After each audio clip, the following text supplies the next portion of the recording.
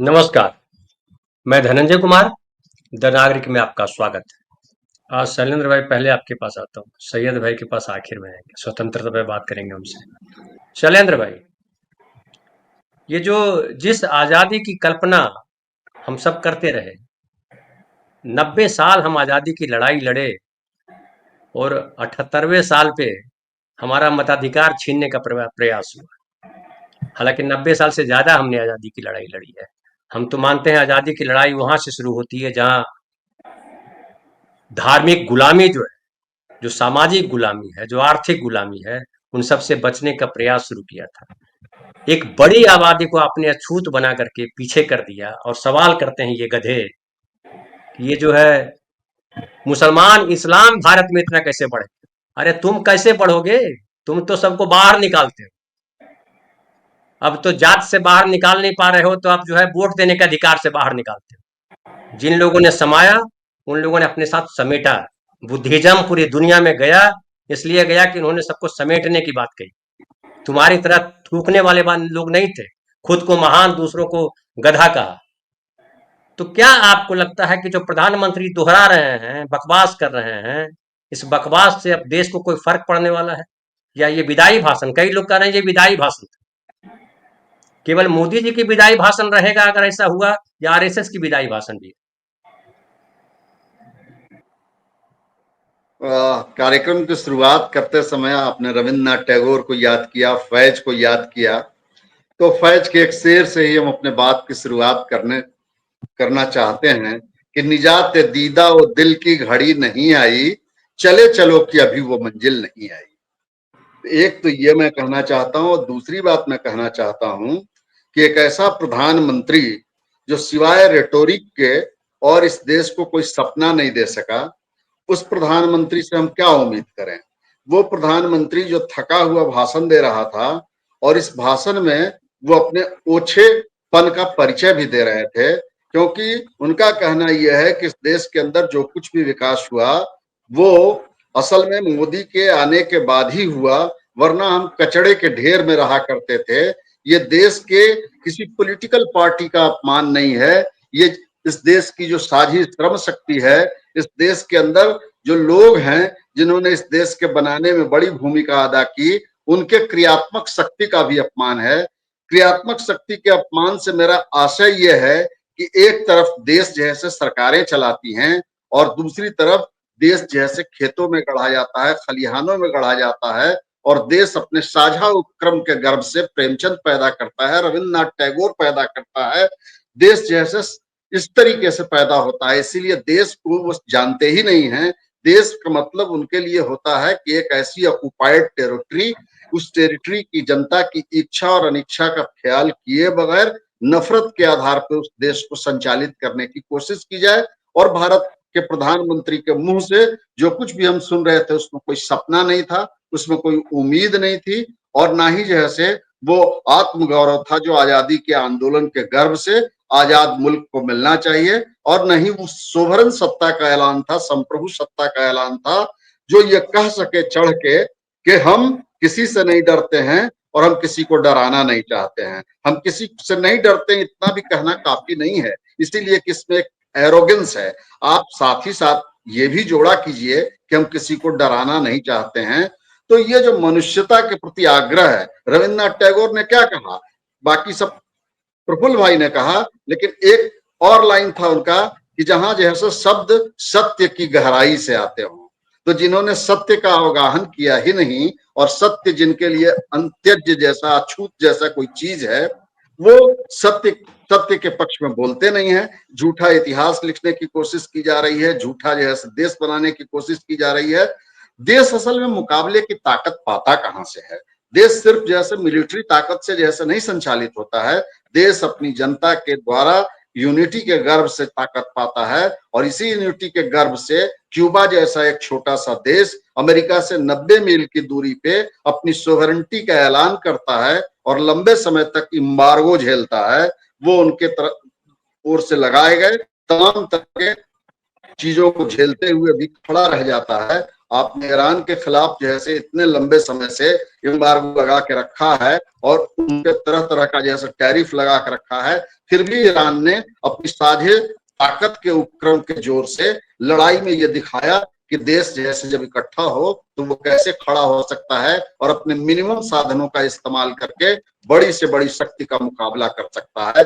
देश जब यूनाइट होता है तो वो त्याग करता है। कैसे त्याग करता है? किसको बढ़िया कपड़ा अच्छा बताइए पसंद नहीं है, किसको बढ़िया खाना पसंद नहीं है, लेकिन कहते हैं गांधी कि ये बढ़िया कपड़ा तुम्हारे गुलामी का कारण बन रहा है, इसीलिए लंका शहर और मैनचेस्टर से आए हुए माल को जला दो और आप घर से निकलते हैं और एक रिफाइंड कपड़े की जगह पे खद्दर का कपड़ा पहनना पसंद कर लेते हैं। इसीलिए देश कभी कभी जब सामुदायिक आवाहन की चेतना से संचालित होता है तो वो अपने तात्कालिक जरूरतों को रोकता भी है। तो प्रधानमंत्री बोल सकते थे कि बहुत सारी विलास की वस्तुएं हैं, बहुत सारी ऐसी चीजें हैं जो नॉन एसेंशियल हैं, हम जैसे इन ताकतों का मुकाबला करेंगे, हमारे देश की जनता बर्दाश्त करेगी। तो वो जनता के प्रतिनिधि की हैसियत से बिहाफ ऑफ द पीपुल जैसे जब बोल रहे होते तो उनके आवाज में यह गर्मी आती। इसीलिए शब्द की गर्मी उसके सदाकत से आती है और इस सदाकत का स्रोत मोदी के पास छूटा हुआ है। इसीलिए मोदी जैसे ये बोलने की ताकत नहीं कर पाते हैं। तो ये पूरा जो उपक्रम है, और आरएसएस को लाने की बात आप कर रहे हैं, आरएसएस का जिक्र ही नहीं किया उन्होंने एक काम और किया।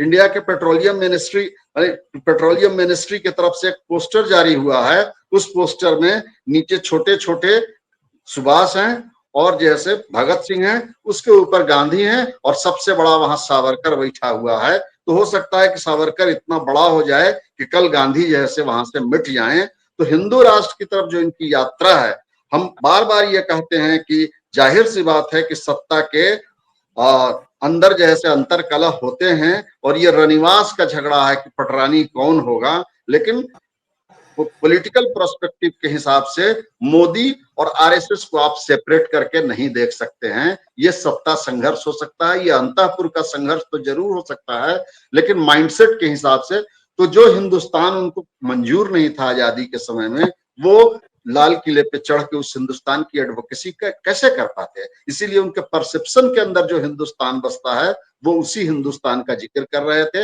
एक समावेशी हिंदुस्तान का सपना उनके ख्वाब का हिस्सा नहीं है। और जब उस सेमी कंडक्टर को लेके जैसे इस सरकार पे आक्रमण कर रहे थे, हाँ चीजें छूटती हैं, सरकारों से गलतियां होती हैं, नेहरू से भी गलती हुई होगी, बहुत सारी गलतियां हुई नेहरू से, लेकिन गांधी से भी गलतियां हुई होंगी। और गांधी और जैसे सुभाष के बीच एक माने आपस में जैसे मतैक्य होता तो सुभाष चंद्र बोस अलग रास्ता नहीं लेते और नेहरू खुद गांधी के जिंदा रहते नेहरू के बहुत सारे विचारों के साथ असहमति व्यक्त कर रहे थे। लेकिन ये असहमतियां जो थी, ये ग्रेस का असहमति था, ये एक दूसरे के प्रति रेस्पेक्ट की असहमति थी। लेकिन जिनके यहाँ जनतांत्रिक परंपरा नहीं हो और जो एक चक्रानुवर्ती संगठन चलाते हो एक हाथ के आगे, उनको डिस्कोर्स की भाषा पसंद नहीं आती है, उनको संवाद की भाषा पसंद नहीं आती है। क्योंकि जब आप हिंदू राष्ट्र की बात करते हैं तो वो स्मृति से संचालित राष्ट्र जैसे एक चक्रानुवर्ती राजा के हर डिसीजन के साथ हाँ में हाँ मिलाता है। राजा से नाराजगी कौन व्यक्त करे। तो प्रधानमंत्री का भाषण निराश करने वाला था, बहुत ओछा था, और वो सिंधु जल कर जब चर्चा कर रहे थे तो ये मौका भी जिस दिन देश की आजादी का मौका था और जैसे देश की साझे उपक्रम को एक्नॉलेज करने की बात थी, उस दिन भी प्रधानमंत्री अपनी नफरत परोसने से बाज नहीं आ रहे थे और नेहरू के प्रति जो अपनी घृणा है उस घृणा का जैसे अभिव्यक्ति कर रहे थे। ये नेहरू से घृणा नहीं है, इसीलिए कि नेहरू जैसे इस देश के अंदर मॉडर्निटी के प्रतिनिधि थे, वो साइंटिफिक टेम्परामेंट के प्रतिनिधि थे। और जो आदमी जैसे हाथी का जैसे गला जैसे आदमी के ऊपर फिट करके जेनेटिक इंजीनियरिंग का जैसे उदाहरण पेश करता हो, उसको एसेंशियली नेहरू पसंद नहीं आएंगे। लेकिन उसके अंदर इतना ग्रेस तो होना ही चाहिए था, उसको पसंद आए कि नहीं आए, वो आदमी हिंदुस्तान का प्रधानमंत्री है। और जब वो लाल किले से बोल रहा था तो उसको प्रधानमंत्री की तरह बोलना चाहिए था। उनको इस तरह बोलते हुए देखना हिंदुस्तान के नागरिकों के लिए एक दुख का विषय है। दुख का विषय इस मामले में है कि पॉलिटिकली उनसे हम डिफर कर सकते हैं, लेकिन हम कह सकते हैं कि हिंदुस्तान के प्रधानमंत्री की हैसियत से एक ग्रेसफुल आदमी एक बैठा हुआ है, लेकिन उनको बोलते हुए देख के लग रहा था कि कोई ओछा आदमी जैसे अपने दुश्मनों के ऊपर जैसे आक्रमण करने के लिए एक ऐसे अवसर का चुनाव करता हो, जैसे होली के मौके पे जाएं हम आपके घर में और आपसे 3 साल 4 साल पहले मुझको कोई झगड़ा हुआ हो और हम उस झगड़े का जिक्र करते हुए आपको होली की बधाई दें, तो आपको कैसा लगेगा? इसीलिए इनको साधारण शिष्टाचार भी नहीं आता है, इसीलिए ये एरोगेंस की भाषा है, ये वर्चस्व की भाषा है, ये दंभ की भाषा है और इस दंभ की भाषा में प्रजा को सुरक्षा देने की गारंटी देते हैं। प्रजा सुरक्षित रहे इसके लिए प्रजा को अपने जनतांत्रिक अधिकारों को फॉरगो करना पड़ेगा और ये जनतांत्रिक अधिकार क्या है? नया जो डाटा बिल आप लेके आ रहे हैं उसमें आप हमारे चैट बॉक्स में घुसिएगा, हमारे नेट पे घुसिएगा, हमारा जैसे हिस्ट्री खंगालिएगा, हमारे फेसबुक के अंदर इंटर कीजिएगा, हमारे व्हाट्सएप के अंदर इंटर कीजिएगा। ये इंटरवेंशन असल में क्या है? मैं कभी-कभी सोचता हूँ कि मैं अपनी पत्नी के साथ अपने बेडरूम में सोया हुआ हूँ और मुझको इस बात का पता चले कि हमारे खिड़की से हमको जैसे घूरा जा रहा है और उसी क्षण में हम जैसे नंगे होके खड़े हैं, तो आप आजादी हमको आजादी के साथ हमको सुरक्षा भी चाहिए। सरकार हम बनाए थे तो सुरक्षा ये कहते हैं कि सुरक्षा लीजिएगा कि आजादी लीजिएगा, ये कहते हैं कि विकास लीजिएगा कि ये लीजिएगा। हम एक समावेशी देश का जो पूरा सपना है, इस समावेशी देश के सपने के बारे में वो नहीं बोल रहे थे।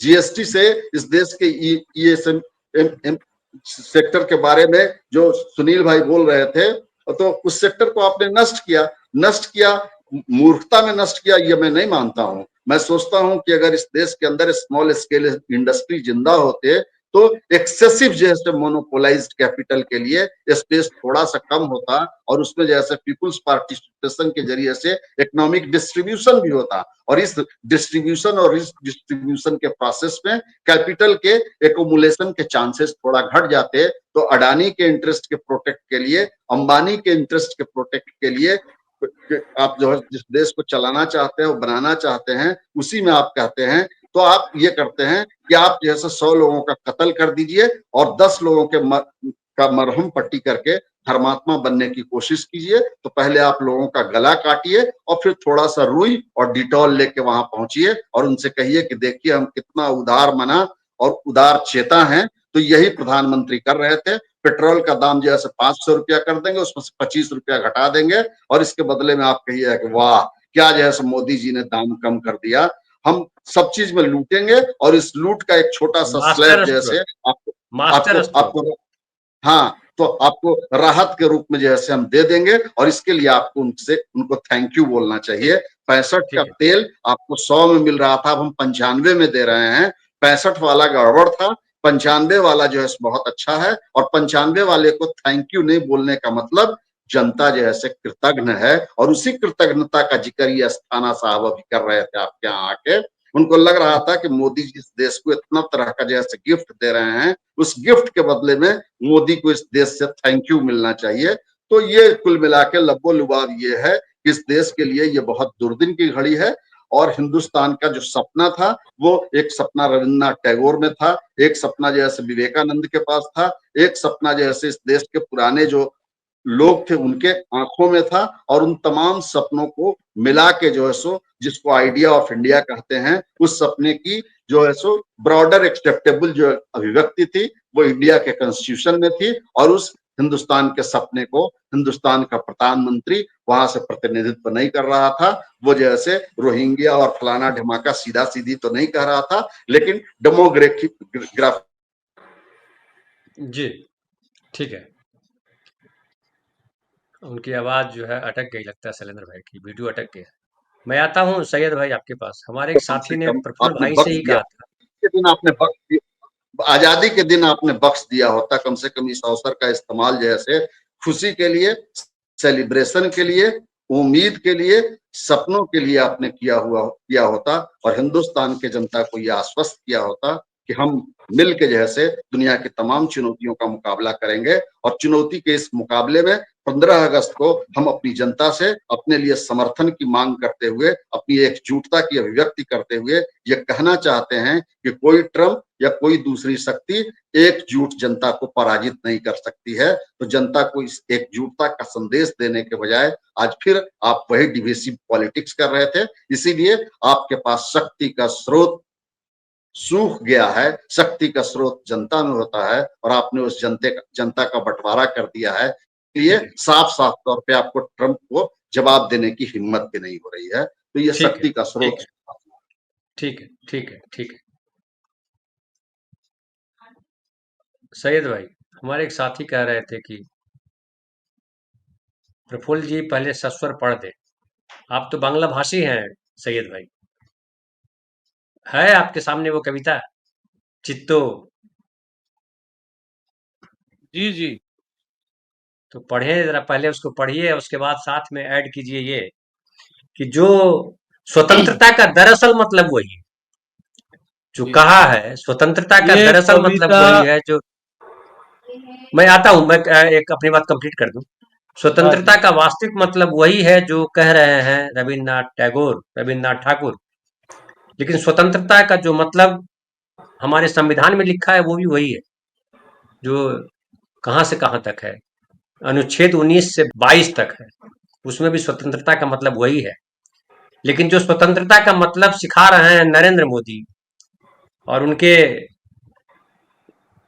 चुनाव कमिश्नर, उनका जिनका नाम है ज्ञानेश कुमार गुप्ता, जो कह रहे हैं मताधिकार भी जो है बीएलओ तय करेगा, कि बीएलओ कहेगा कि जो है हाँ इसको वोटिंग राइट दिया जाए तो दिया जाएगा, नहीं दिया जाएगा तो नहीं दिया जाएगा। ये बताते हैं ये। तो सैयद भाई क्या मतलब, सैयद भाई इधर ध्यान दीजिए जरा। हाँ जी, हाँ हाँ, क्या कहेंगे? कविता मैं पढ़ता हूँ, आपने जैसा जी, बोला बंगाली में। চিত্ত যেথা ভয় শূন্য, উচ্চ যেথা শির, জ্ঞান যেথা মুক্ত, যেথা গৃহের প্রাচীর আপন প্রাঙ্গণ তলে, দিবস সর্বরি বসুধারে রাখে নাই ক্ষুদ্র খণ্ড করি, যেথা বাক্য হৃদয়ের উৎস মুখ হতে উচ্ছ্বসিয়া ওঠে, যেথা নির্বারিত স্রোতে দেশে দেশে দিশে দিশে কর্মধারা ধায়, অজস্র সহস্রবিধ চরিতার্থতায়, যেথা তুচ্ছ আচারের মরুবালু রাশি বিচারের স্রোতপথে ফেলে নাই গ্রাসী, পৌরুষেরে করেনি শতধা, নিত্য যেথা তুমি সর্বকর্ম চিন্তা আনন্দের নেতা, নিজ হস্তে নির্দয় আঘাত করি পিত भारतेर সেই স্বর্গে করো জাগরিত। ये रविंद्रनाथ टैगोर का कविता। और रविंद्रनाथ टैगोर का एक 4 लाइन बांग्लादेशी भाषा में बांग्लादेशी भाषा में। और रविंद्रनाथ टैगोर का जो अपने शैलेंद्र भाई, गधों को क्या पता भाषा का, गधों की कोई भाषा नहीं होती। उनको गधे क्या कहीं मालूम बैठे है, रहते हैं, हिंदुस्तान के हो चाहे कहीं उनको के हो। उनको क्या मालूम कि रविंद्रनाथ कौन है, बंकिम चंद्र चट्टोपाध्याय कौन है, शरद चंद्र चट्टोपाध्याय कौन है, उनको क्या मालूम आशापूर्णा देवी कौन है, सैयद मुस्तफा सिराज कौन है, क्या मालूम उनको? काजी नजरुल इस्लाम काजी कौन है? नजरुल इस्लाम कौन है, उसको क्या मालूम, मालूम नहीं। अच्छा, एक देखिए, रविंद्रनाथ टैगोर तो आजादी से पहले ही उनका देहांत हो गया था लेकिन उनको अपने वतन से कितना प्यार था, वो 4 लाइन मैं खाली पढ़ के आपको सुना रहा हूँ। कविता है कि सार्थक जन्म आमार जन्मेছি এই देशे, मेरा जन्म सार्थक है, मैं इस देश में जन्मा हूँ। सार्थक जन्म मागो तुम्हारे भालोबेसे, कि तुमसे मैंने प्यार किया है, मेरा जन्म सार्थक है।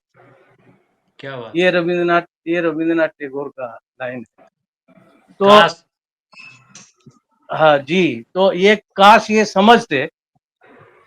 अभी मैं तो ये आज काशी के काशी काश का, काश काशी के सांसद ये समझते। जी जी, अब मैं ये सवाल पूछूंगा उनसे जो आज उन्होंने भाषणबाजी की। काशी कोई संसदीय क्षेत्र नहीं है धनंजय जी। बनारस है। हाँ, नहीं, मैंने वाराणसी। बनारस और काशी का तो इसलिए बोल दिया है तो अब बनारस ही लोकसभा क्षेत्र बिल्कुल सही है। तो मेरा सवाल आज का ये है कि हमारे संविधान का जो प्रस्तावना है, हमारे preamble to the Indian constitution, हम लोग बचपन से ही पढ़ रहे हैं कि we the people of India having solemnly resolve to constitute India into a sovereign, socialist, secular, democratic republic, and to secure to all its citizens justice, liberty, equality, and fraternity, assuring the dignity of the individual and the unity and integrity of the nation. अब मेरा सवाल होगा कि ये जहां तक justice, liberty, equality and fraternity का सवाल है, हम कहां तक सफल हुए? आज इसके ऊपर प्रधानमंत्री जी को बोलना चाहिए था कि अगर लिबर्टी का सवाल है तो हम कहां तक लिबर्टी को हम अचीव किए हैं। आज हमारे देश के अंदर नौजवान उमर खालिद, गुलफिशा, शर्जील इमाम शर्जील इमाम, ये सवाल पूछेंगे कि सर जी आप बताइए हमें कि संविधान के प्रियम्बल में जो बात कही गई है आप कहां तक पहुंचे, और हम आज बिना सुनवाई के 4-4, 5-5 साल जेल के अंदर क्यों बैठे हैं? ये सवाल भीमा कोरेगांव के जितने आरोपी लोग हैं, चाहे वो आपका रोना विल्सन हो, चाहे वरवरा राव हो, चाहे आपका सुधा भारद्वाज हो, चाहे अरुण फेरेरा हो, गौतम नवालखा हो, वर्नन गंजाल्वेस हो, स्टैन स्वामी तो इस रुखसत कर गए वो दुनिया से, एक स्ट्रॉ नहीं मिला उनको पार्किंसंस बीमारी थी। उन्होंने कोर्ट के पास गुहार लगाया कि मुझे चाय और पानी पीने के लिए एक स्ट्रॉ दे दिया जाए, उसके लिए 21 दिन का मोहलत दे दिया गया था। तो हमें लिबर्टी कहां तक अचीव किया है सर, इसका जवाब दीजिए आप। एक प्रोफेसर जीएन साई बाबा, जिनको माओइस्ट से लिंक्ड, मतलब उनका रिलेशन बता के उनको यूएपीए में जेल में डाला गया, और जब उनको एक्विट किया गया, उस एक्विटल के रिपोर्ट में ये लिखा गया, ऑर्डर में ये लिखा गया कि इनके खिलाफ कोई सबूत नहीं जुटा पाया। एक आदमी जो व्हील चेयर में बैठते थे, जिनको टॉयलेट जाने में, बाथरूम जाने में प्रॉब्लम था, वो गुहार लगाता रहा कि कम से कम हेल्थ ग्राउंड पे मुझे बेल दे दिया जाए, लेकिन नहीं मिला। तो ये आपका नया भारत है। आपके दिल में कोई कंपैशन नहीं है, कोई करुणा नहीं है, कोई सहानुभूति नहीं है। आप सिर्फ ये सर्जिकल स्ट्राइक, ऑपरेशन सिंदूर और इस तरह का जो देश राष्ट्रवाद और जो देशभक्ति का कब तक बेचेंगे आप? कब तक बिकेगा? अब बिकने वाला नहीं है। तो जो भी है, आज आजादी का दिन, लेकिन जब मैं अपनी नजर फैलाता हूं, मैं आ रहा था रास्ते से, आज बारिश थी बॉम्बे में, आज दिन भर बारिश। तो सुबह झंडा फहराने के बाद मैं किसी काम से गया था, तो मैं रास्ते के बाजू में देख रहा था छोटे छोटे बच्चे एक प्लास्टिक टांग के किसी भी तरफ, मतलब बारिश से बचने का कोशिश चल रहा है। कहाँ खाना पकता है उनका, कहाँ उनको मतलब कपड़ा सुखाने के लिए बेचारे को। वो हमारे देश के नागरिक है, वो इस देश का हर सुविधा का मालिक है। उनको इस देश में उतना ही अधिकार है जो अंबानी और अडानी का है। उनको ये अधिकार देने की बात क्यों नहीं होता है?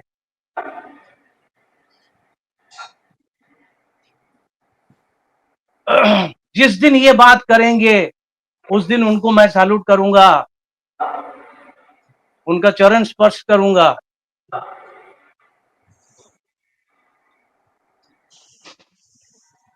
तो धनंजय जी, आज का दिन यही था। आजादी तो पेपर में है, आजादी किताबों में है, लेकिन जिस तरीके से ये पिछले 10, 12, 11 साल से जो चल रहा है, ये बिल्कुल कभी भी हिंदुस्तानी नागरिक जो है, कभी ये उम्मीद नहीं की थी कि ऐसा भी होगा।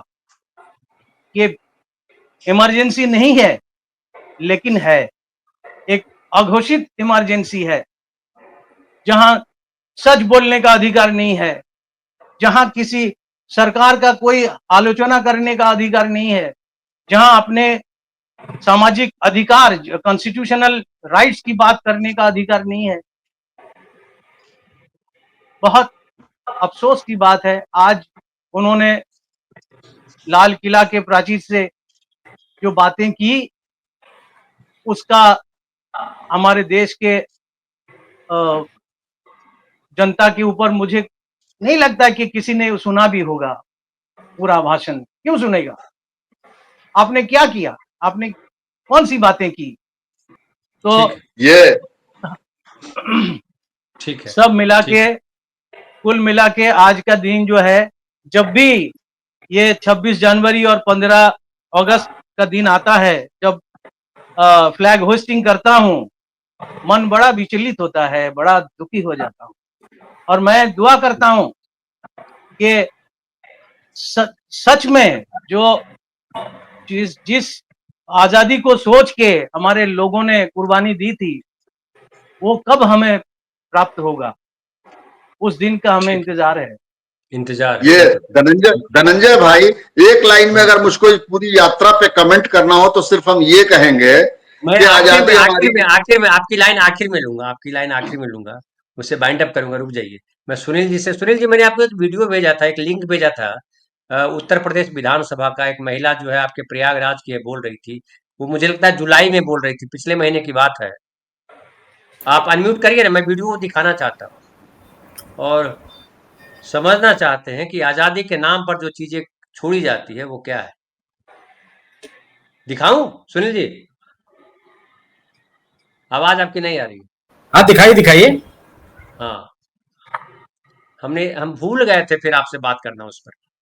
सुनिए ये वीडियो। के सामने अपनी बात कहना चाहिए जी। मेरे पति के सिविल लाइन प्रयागराज में हत्या हुई। पहली बार प्रयागराज में 47 चली। मेरे पति के ऊपर विधायक थे, उनके साथ 3 लोगों की हत्या हुई, 2 लोग घायल हुए। मैं इधर उधर घूमती रह गई। 18 साल बाद मैं न्यायालय से मुझे न्याय मिला। वो मुलजिमों का मैंने जेल के अंदर किया। जेल के अंदर करते हुए सरकार ने इसी बीच में मुकदमा वापस करना चाह रही थी। मैं हाई कोर्ट गई, फिर हाई कोर्ट से मुझे न्याय मिला, जेल मुकदमा वापस नहीं हुआ। 8-10 साल जेल काटते हुए उनका आजीवन सजा हुआ। इतना इनका चरित्र अच्छा है कि दिन दिनारे के 47 चलाने वाले उदय भान करवरिया, कपिल करवरिया, सूरभान करवरिया, एक बुआ का लड़का कल्लू करवरिया, नामजद मुख्यमंत्री जी बैठे, मैं भी एक महिला हूँ। मेरे पति की हत्या होने के बाद यही सरकार उनके चरित्र कि राज्यपाल जी ने उनको बरी किया गया। मैं मुख्यमंत्री जी से कहना चाहती हूँ, मुख्यमंत्री जी आप एक महिला की आप सुरक्षित करते हैं। मेरे पति को पर 47 दिन दिनारे चलाया गया, आज सरकार उनको बरी करा जा रहा। कल हमारे भी हत्या हो सकता है, हमारे परिवार का हत्या हो सकता है, तो इसके जिम्मेदार सरकार होती है। मैं 2 बात और कहूंगी मुख्यमंत्री जी, इतने बड़े माफिया को प्रयागराज में 47 वालों का बरी किया जा रहा। ऐसे गुनाह, ऐसे लोग बहुत छोटे छोटे मुकदमा में जेल काट रहे हैं, फिर उनको भी बरी किया जाए। धन्यवाद। इससे कि सर ऐसे यार कहीं छिपा नहीं है, सारे सदस्य के लोग बैठे, उदय भान करवरिया, कपिल करवरिया, असूर भान करवरिया बरी करे गए हैं, तो कल हमारी भी हत्या हो सकती है। ये जो आज हमने दिखाया अभी, हमने देखा, मुझे लगा क्या बात है, ये स्वतंत्रता दिवस पे लोगों को छोड़ा जाता है। और ये नई परंपरा है इस देश में कि जो रेपिस्ट हैं उनको पहले दिला दिला छोड़ दिया जाता है कि ये अच्छे व्यवहार की वजह से इनको छोड़ा जा रहा है। चाल चलन वो की महिला, वजह से। हाँ, अच्छे चाल चलन की वजह से। वो रेप जो है इसलिए कर दिए होंगे कि बेचारे जो है क्या करें, कम कपड़े में घूम रही होगी, उनका मन खराब कर दिया, उन पे ही मुकदमा चलना चाहिए था। तुम्हारी वजह से हम सदाचारी व्यक्ति व्यभिचारी बन गए। दामुल नाम की पिक्चर आई थी, उसमें इसी तरह की कुछ घटना थी। तो ये जो कह रही है महिला, हालांकि देखिए यही लोकतंत्र की खासियत है कि ये भी मुझे अच्छा लगा कि कम से कम मुख्यमंत्री शांति से सुन रहे थे। विधानसभा नहीं तो अध्यक्ष ने बोल दिया। सवाल है कि आप कर क्या सकते हैं? जी, शांति से सुन रहे हैं तो कोई ऐसा थोड़ा कि वो सदाचरण का परिचय दे रहे हैं। तो सुनील जी, ये जो इस तरीके की चीजों को करने के पीछे क्या राजनीति है? क्यों ऐसी घटिया राजनीतिक राजनीति करने से छोड़ा जाए? राजनीतिक कारण होते हैं और क्या होते हैं। सवाल है कि ये जो बोल रही थी ये बिजमा यादव है, ये समाजवादी पार्टी की विधायक है, कई बार की विधायक है, और अपने पति जिनका नाम लिया जवाहर यादव पंडित, जिनकी हत्या हुई थी, उसके बाद राजनीति में आई। घरेलू महिला होती थी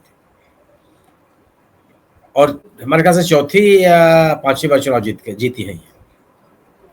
और जो लोग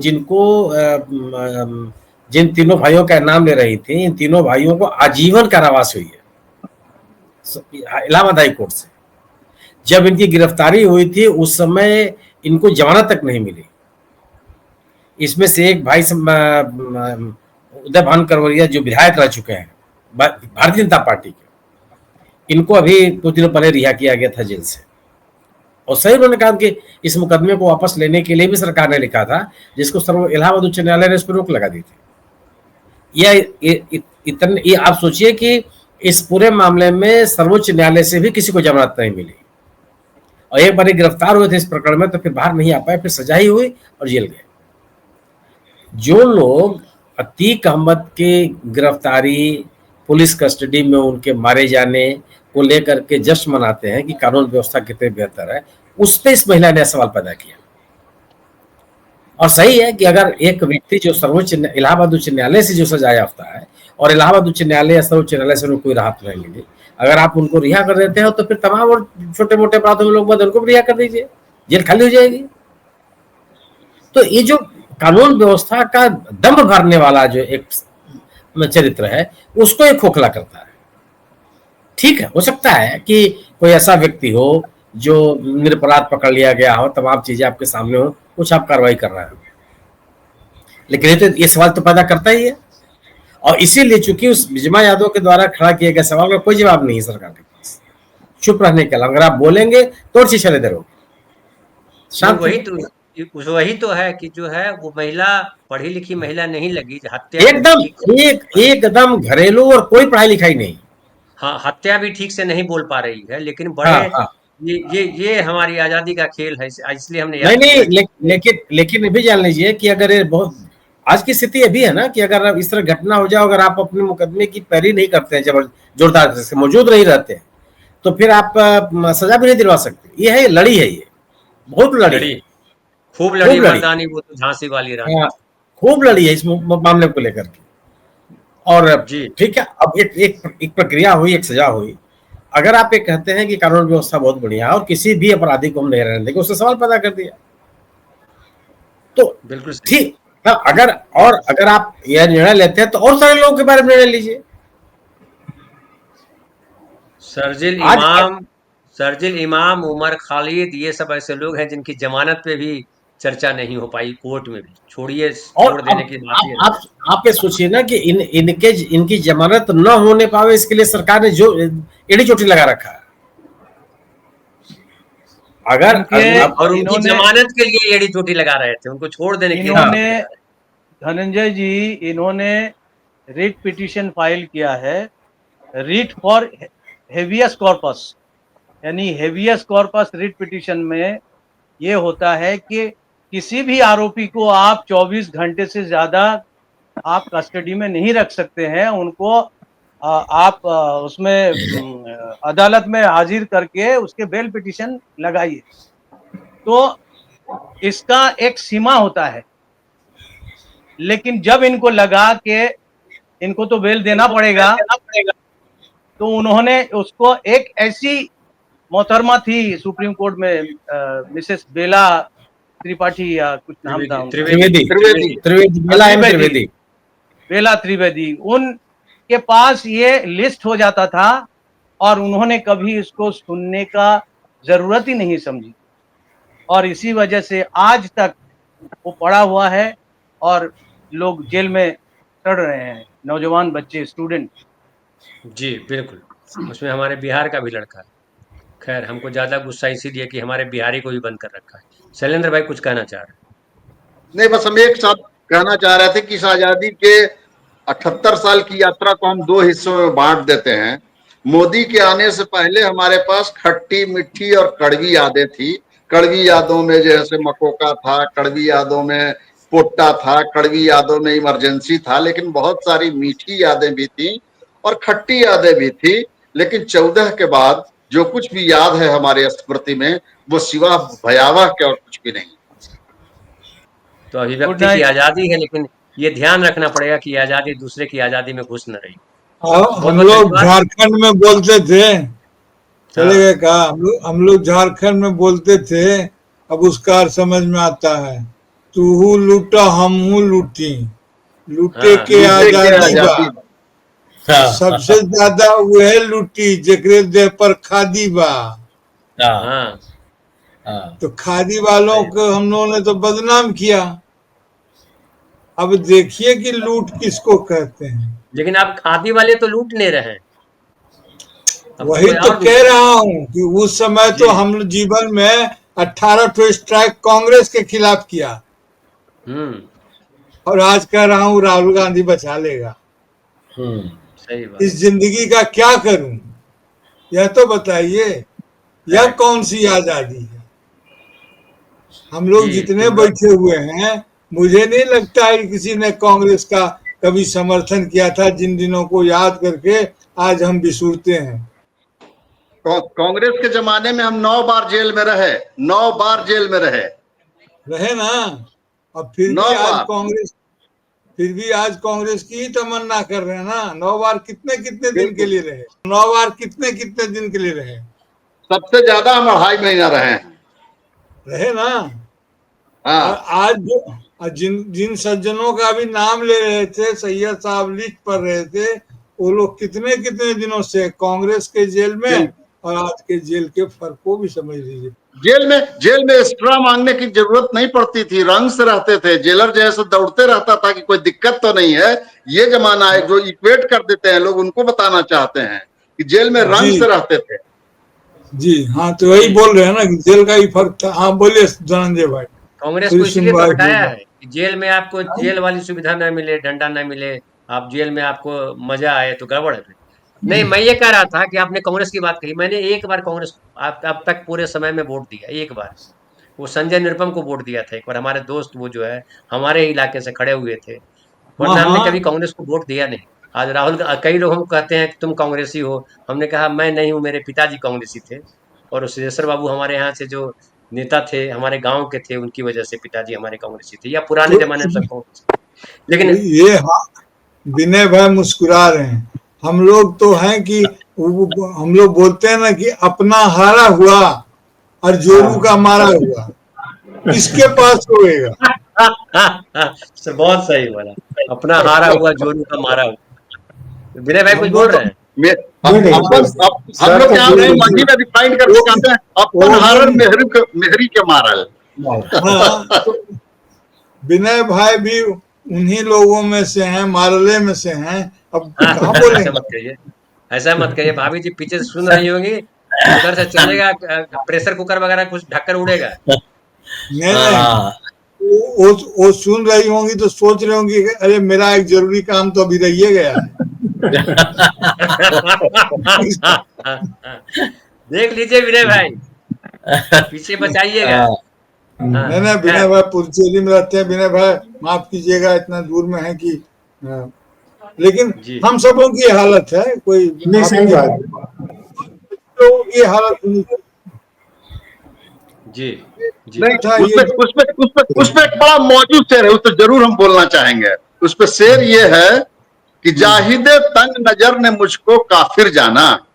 मतलब जैसे सेक्टेरियन जो समझ थी उपदेशक की, जाहिदे तंग नजर ने मुझको काफिर जाना, काफिर ये समझता है कि मुसलमान हूं मैं। हाँ हाँ, वही बात बढ़िया है। हाँ, बुद्ध बढ़िया। हमको कहे काफिर, अल्लाह की मर्जी है। मल्ला बुद्ध अल्लाह हमको की कहे काफिर। बुद्ध हमको ठीक है। कहे काफिर, अल्लाह की मर्जी है। अब हम कह रहे हैं कि राहुल गांधी न्याय योद्धा हमें मुक्त कराएंगे अच्छे दिन के संकटों से। देख लिया सही तेरा बात, सांस्कृतिक राष्ट्रवाद, और देख लिया सही बात। तेरे चाल चरित चेहरा और चरित्र की भव्यता और भारतीयता का सार सब समझ में आ गया। अब चलिए पुरानी राह, अब क्या रोए, कजरा न बह जाए रोते रोते। अब चला चली का टाइम है विनय भाई। नहीं, एक आर प्रफुल्ल भाई हाँ क्या है कि हमारे यहाँ कहावत है, नीम हकीम खाते जान।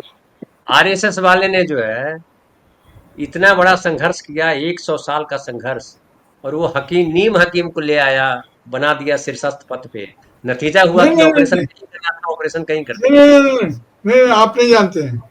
देखिए, आरएसएस ने इतना लंबा संघर्ष किया, बदले में इतने अच्छे अच्छे भवन हासिल किए।